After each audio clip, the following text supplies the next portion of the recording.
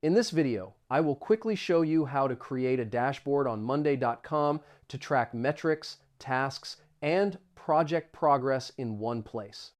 First, go to Monday.com and sign into your account. Once you are inside, open the workspace where you want to create the dashboard. Next, click the Create or New button and select the Dashboard option. Then choose which boards you want to connect to the dashboard. After that, you can add widgets, which are visual elements such as charts, numbers, calendars, or task progress indicators. Click Add Widget to select the type of information you want to display.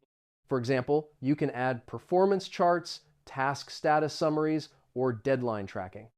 After adding widgets, arrange them on the dashboard to make the layout clear and organized.